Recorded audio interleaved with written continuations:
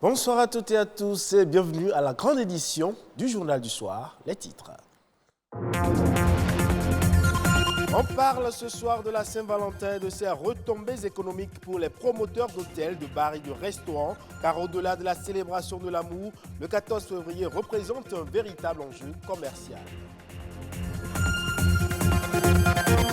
Il n'est plus question pour les consommateurs d'avoir un produit à moindre coût pour être satisfaits. Ils sont désormais attentifs à la qualité et les enjeux de la qualité pour les industries alimentaires, on en parle. Enfin, les équipements et matériels énergétiques sont désormais exonérés de la taxe sur valeur ajoutée TVA. Cette disposition est contenue dans la loi des finances 2020. Les populations apprécient.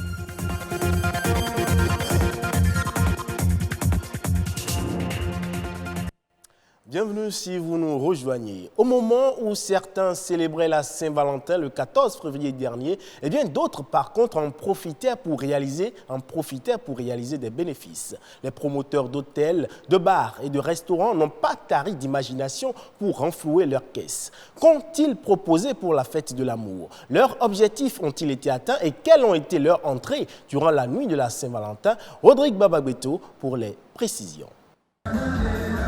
Il est 23h ce 14 février et pour avoir accès à ce bar-resto, il faut débourser entre 25 000 et 200 000 francs CFA pour une table de 6.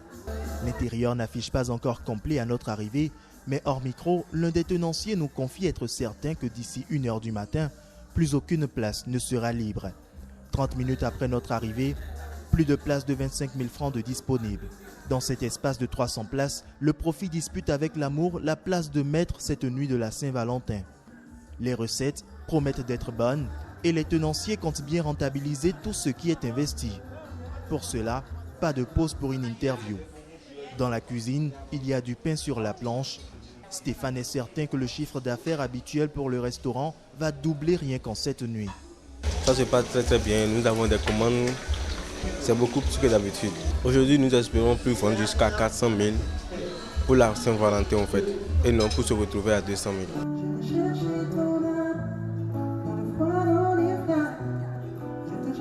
000. Dans ce tout autre cadre, la finesse est au rendez-vous.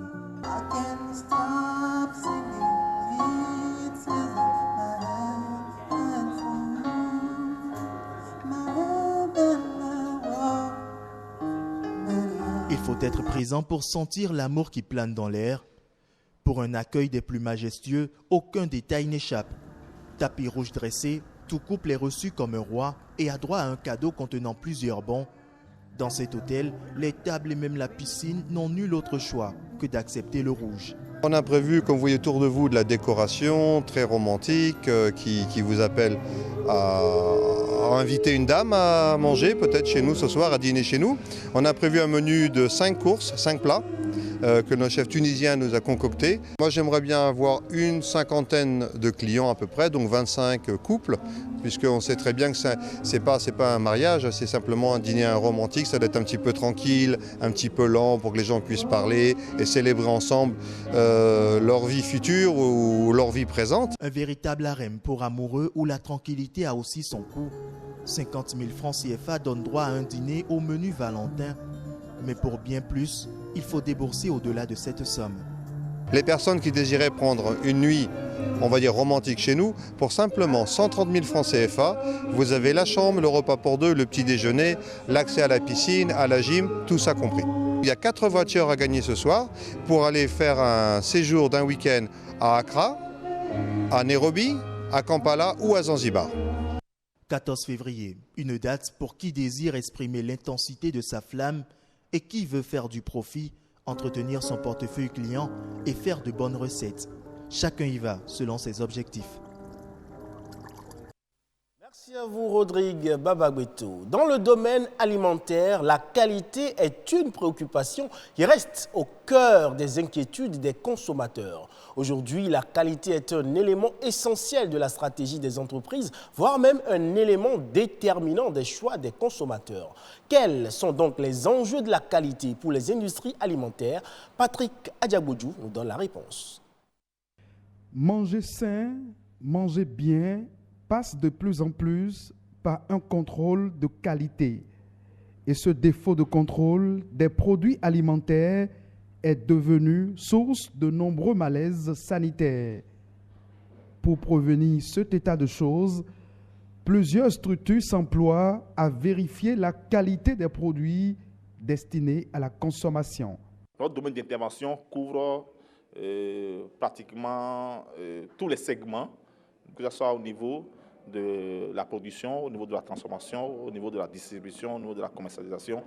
En quoi consiste, disons, cette mission? C'est de contrôler, disons, l'aliment et de savoir est-ce qu'il n'y a pas, disons, des contaminants ou des résidus ou des additifs qui puissent porter atteinte à la santé du consommateur. On fait des analyses pour voir est-ce que ces contaminants ou résidus qui sont présents dans nos aliments ne dépassent pas les limites maximales permises. Donc, quand ça dépasse, il faut prendre des mesures. Plus qu'un outil de sécurité, le contrôle de la qualité des produits agroalimentaires devient de plus en plus un levier indispensable pour faciliter le commerce extérieur. Si on veut durer dans le temps, on doit produire qualité. Le Bénin doit se particulariser par la qualité de ses produits dans la sous-région. Okay, on a un grand marché qui est le Nigeria. C'est la qualité qui nous permettra d'être puissants sur ce marché-là, à tout point de vue, surtout en agroalimentaire. Pour un meilleur rendement et une croissance de performance des entreprises, de nombreux investisseurs priorisent désormais la qualité et le respect des normes dans la production. Une pratique qui offre plusieurs avantages. Notre partenariat avec le laboratoire nous permet de confirmer nos résultats à l'interne.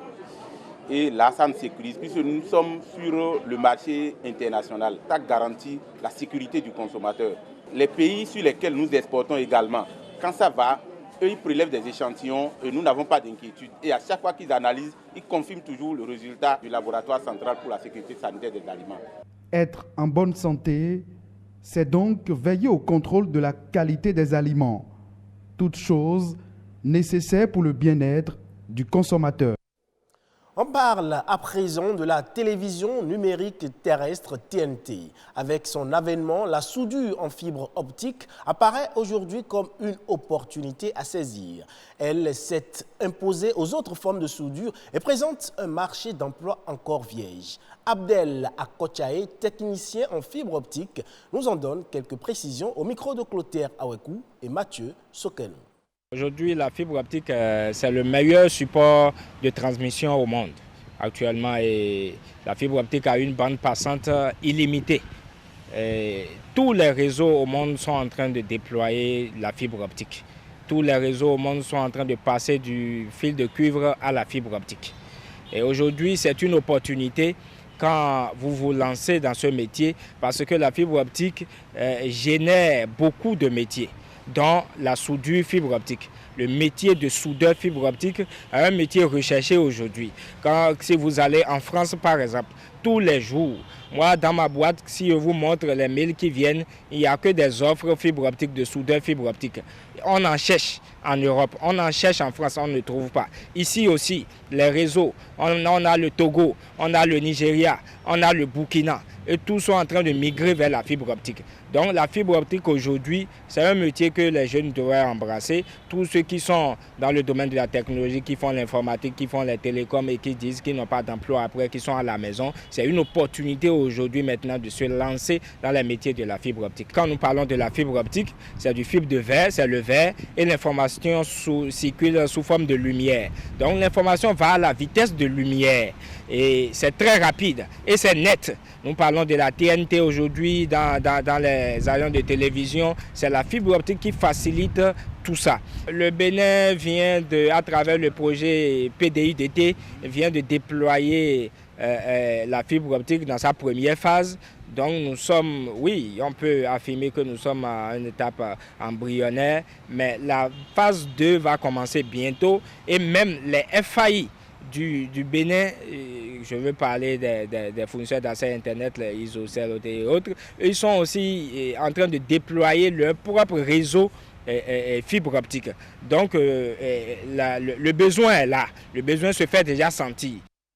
De la fibre optique, on passe au mix énergétique qui sera bientôt une réalité au Bénin. C'est une mesure d'allègement du coût des équipements solaires qui figure dans la loi de finances 2020. Mais quels sont les impacts de cette disposition sur les ménages et sur le Bénin tout entier? Nadège Omoladesani nous dit ce qu'il en est.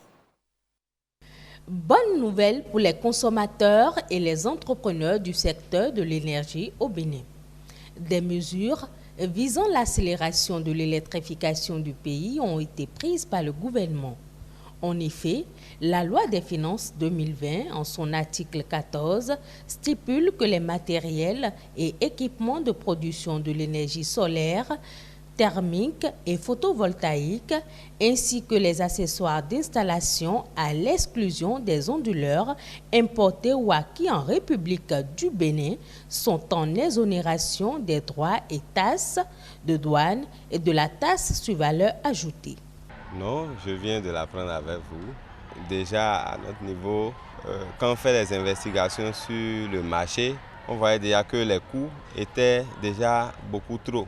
J'ai appris très récemment que cette décision avait été prise. Je trouve que c'est une bonne chose. Parce que si le prix des équipements baisse et qu'il y a plus de demandes de la part des acheteurs, les professionnels seront obligés de devenir un peu plus compétitifs, quoi. Si la nouvelle réjouit les consommateurs, elle est encore plus appréciée du côté des entrepreneurs qui verront leur chiffre d'affaires grimper. Ce qui concerne l'énergie solaire, si je prends ce modèle dans les énergies renouvelables, il n'y aura plus la TVA par exemple, il n'y a plus la douane, donc les coûts de revient baissent, et ce qui fait que nous aurons plus de chiffre d'affaires. Ceux qui ont vendu avant à 100 unités, on va le vendre aujourd'hui autour de 110 unités. Vous voyez, c'est très important comme mesure, parce que la TVA déjà fait dans les 18%, la douane fait à peu près dans les 24%, donc en cumul, on fait une économie dans l'ordre de 35% à peu près. La mesure, déjà en vogue dans les pays sahéliens, depuis plusieurs années, va booster la construction de centrales et faire du Bénin un pays compétitif en matière d'investissement en énergie. Aujourd'hui, nous avons déjà l'avantage de la position stratégique et avec cette mesure exceptionnelle que le gouvernement a créée, nous allons doper les investissements de portance des projets. Nous allons construire des centrales, nous allons construire beaucoup de projets pour générer l'électricité, aider les populations et satisfaire les objectifs stratégiques du gouvernement en matière énergétique. Cette disposition d'allègement fiscal au profit des ménages et des entreprises va non seulement faire accroître les acquisitions en matériel solaire, mais aussi stimuler le mix énergétique. Elle va aussi favoriser l'accès des populations des milieux isolés à l'énergie électrique de qualité. Et c'est tout pour ce 19h45. Merci pour votre aimable attention. Bonne fin de week-end à toutes et à tous.